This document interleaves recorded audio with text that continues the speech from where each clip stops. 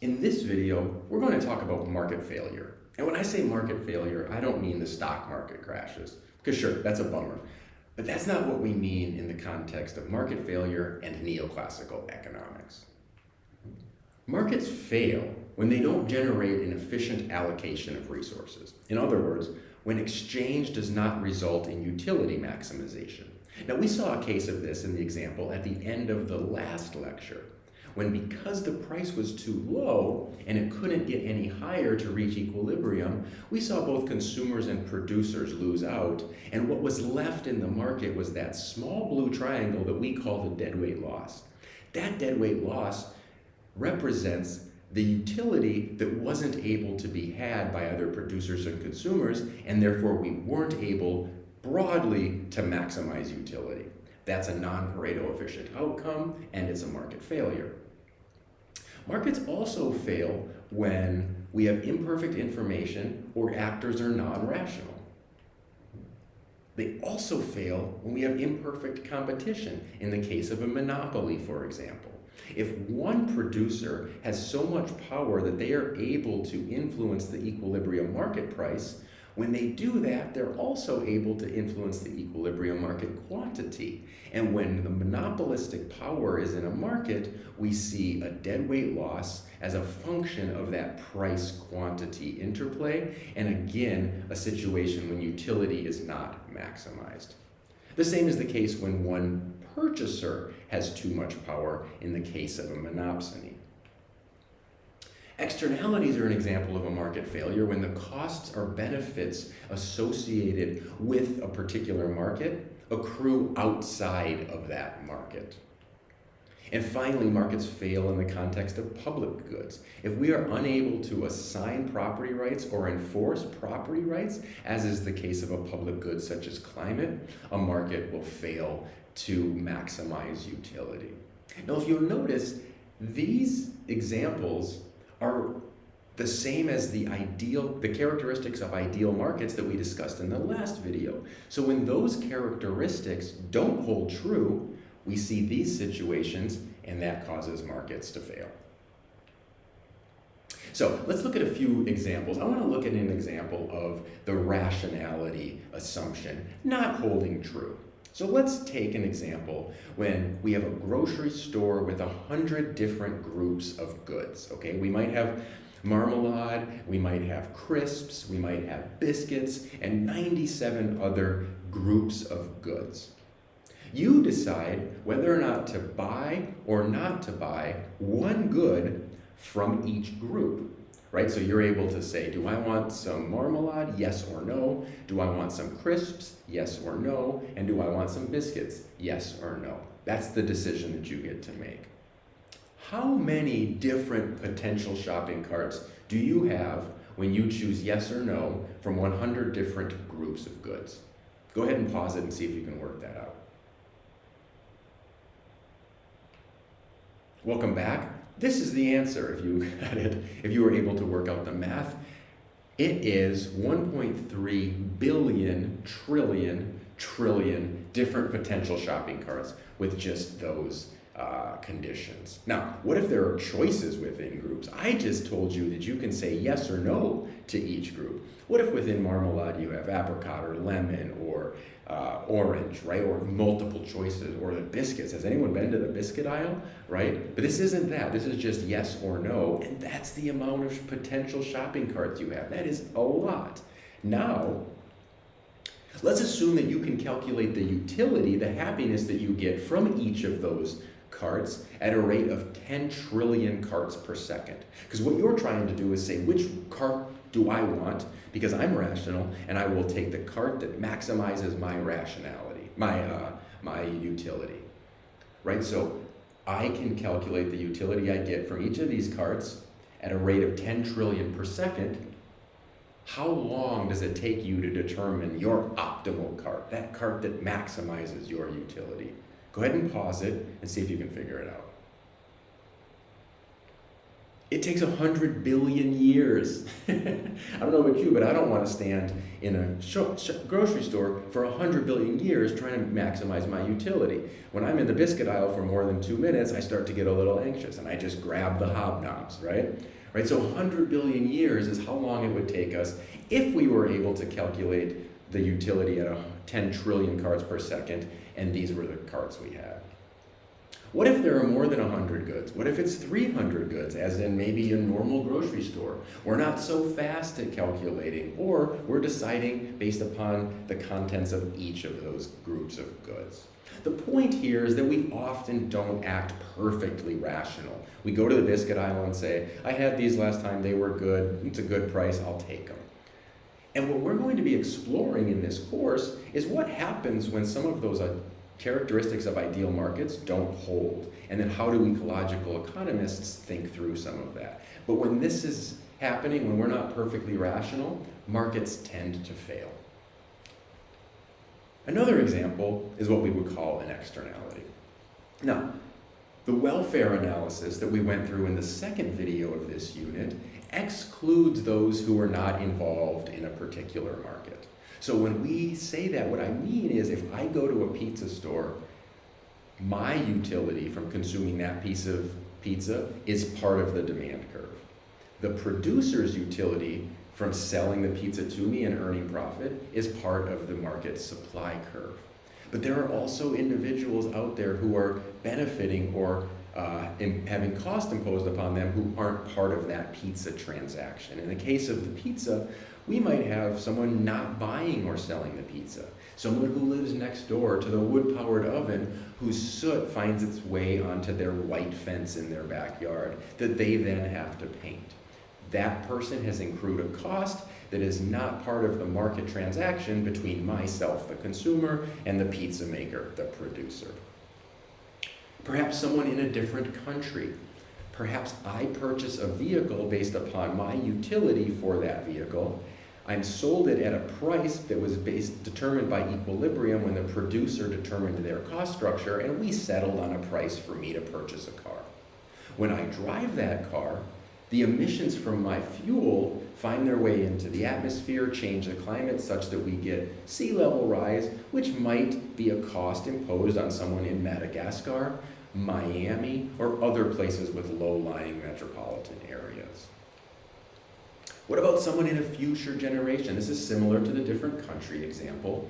This is my nephew here, right? And he is going to inherit a world from myself that includes a warmed climate because I purchased that car, right? But he is going to bear that cost, and he wasn't a producer of that car that you looked at the cost of the gasoline or the petrol in that pricing decision, right? So those not involved in the mechanisms of the market, those in different countries and those in future generations are excluded from that welfare analysis. Again, the demand curve is the marginal benefit to the consumer. The supply curve is the marginal cost to the producer. But in the case of externalities, benefits accrue to those who don't consume. Let's say I put a beehive in my backyard because I want the honey.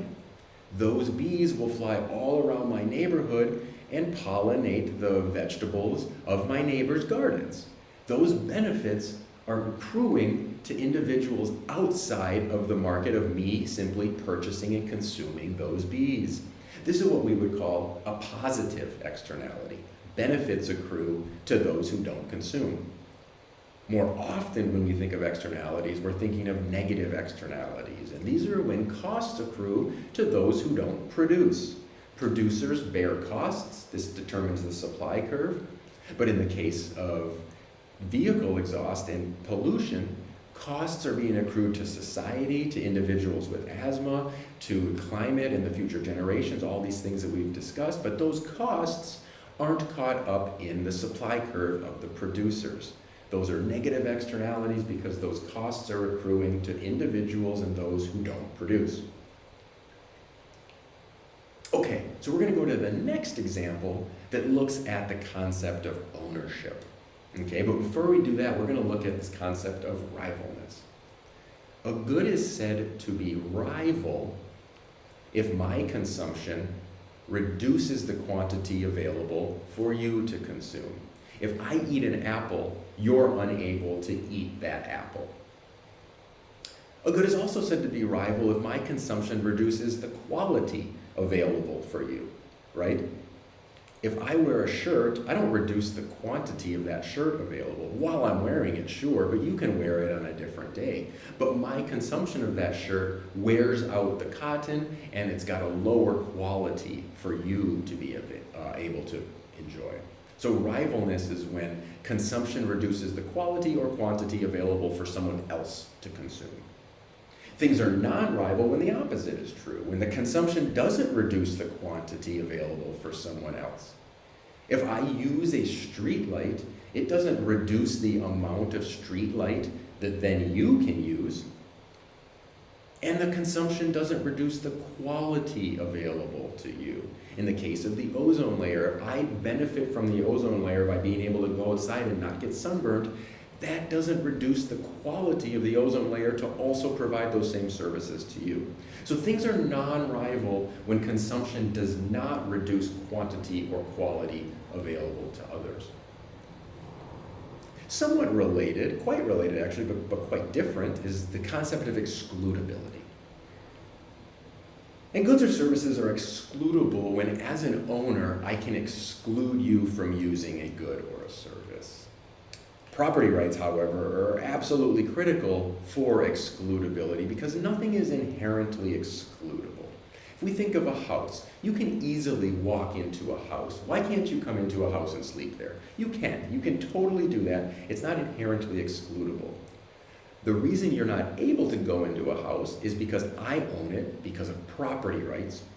And I could then call the police and say, this person is in my house and they need to leave. So those property rights can be enforced. But again, that's social and that's a legal institution, right? So these legal institutions are crucial for excludability, but nevertheless, when they're in place, as an owner, I can exclude you from using a good. Services are non-excludable when the opposite is true. When it is almost impossible to exclude someone from use of a good or service. Property rights, no matter how hard you try, cannot limit use. Right? No matter how hard you try to put property rights on the ozone layer, you won't be able to limit my ability to go outside and not get sunburned. Right? There's no way you can assign property rights to the ozone. And same with streetlights. You can't say you're unable to use streetlights because they don't belong to you.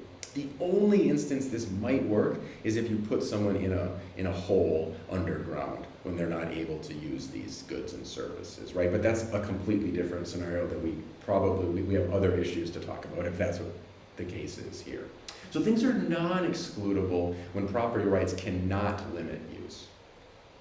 Now, if we take rivalry and excludability and put them into a matrix, we get what's called the rivalry excludability matrix, and that's right here. You can see along the x-axis we've got excludability and non-excludability moving from left to right, and we've got rivalry and non-rivalry on the y-axis moving from top to bottom. And when these are overlaid into a matrix, we get different quadrants. And in this upper left-hand quadrant, where things are rival and excludable, are what we call private goods, things like food, clothes, cars. These are things where I use it, it leaves less quality for you to use, and they can easily be assigned property rights. Things that are rival but not excludable are things like fisheries, forests, lakes. There's really no way for us to assign property rights to a lake, but if I use a lake, I can diminish its quality for you. If I have a really noisy, really loud boat that is dumping gas and pollutants out the back, I'm really going to reduce the quality of the lake or the quality of the fishery for you. Things that are excludable but non-rival are things that we would call artificially scarce goods. Things like cable TV or Netflix or patents, information in general. These are things that we can put property rights on. We see it all the time. We can put property rights around Netflix. You can only watch that show if you pay. But it's non-rival, right? If you watch Netflix, you don't leave any less Netflix for me to watch. And things that are non-rival and non-excludable are things like streets and climate, like I've mentioned, street lights, defense in general, our military complexes and things like this. Those private goods are best managed by private markets, and that's what we've been talking about so far.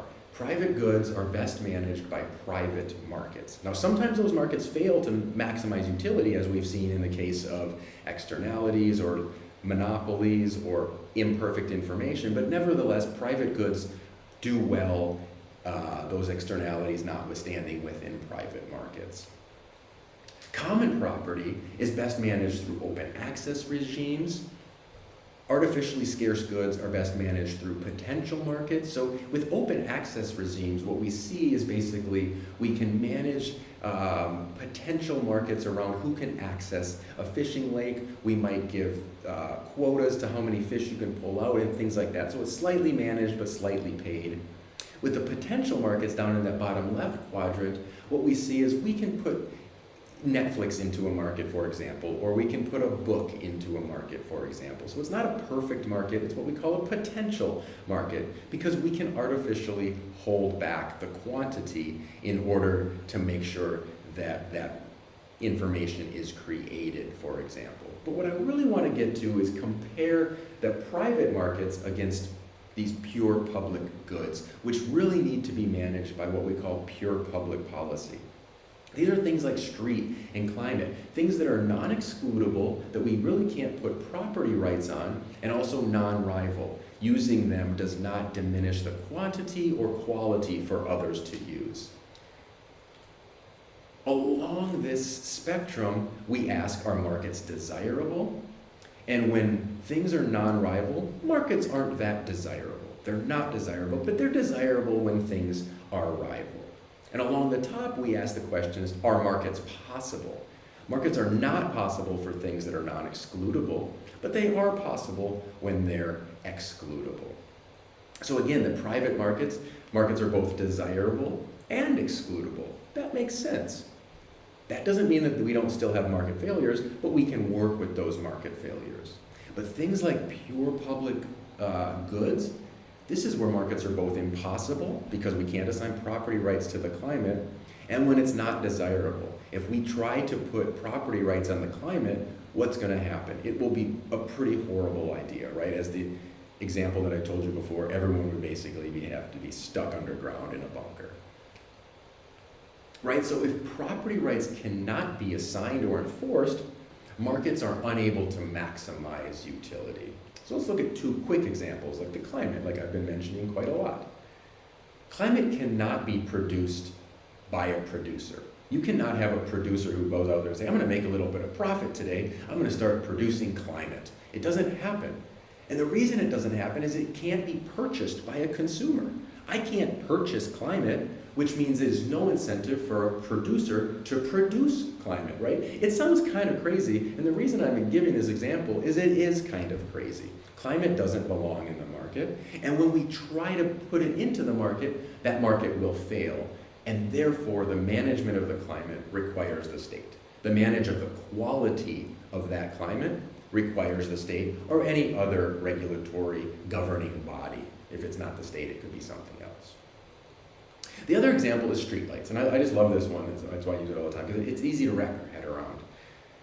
There's no incentive for streetlights to be produced by a producer, and the reason that's the case is, again, it can't be purchased by a consumer. I can't drive past a streetlight on my way home and pay for that streetlight. I mean, the complexity around if we did assign property rights to streetlights would essentially render them moot. It would be more costly to have that system there than it would make any sense, right? You couldn't really do it, even though technically I think you might be able to think of a way. It would be so cumbersome that it just would fall apart immediately and not maximize utility. Right, so since that's the case, there's no incentive for a producer to produce those streetlights, and therefore the provisioning of that streetlights requires the state or whatever other governing body you have. So again, drawing from the rivalry excludability matrix, we see that while markets work for market goods, there are some externalities that are associated with them.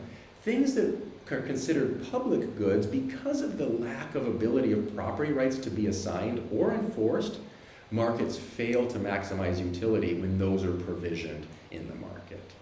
Right, so just to sort of wrap up, markets fail for a lot of reasons, and the reasons that we discussed today are when we don't have perfectly rational actors, which we often don't have, when we have externalities and benefits and costs accrue to those outside of the particular market in question, which happens often, especially in the case of pollution, and when property rights can't be perfectly assigned or enforced, as we see oftentimes in the case of environmental or natural services, right? So markets fail in these contexts.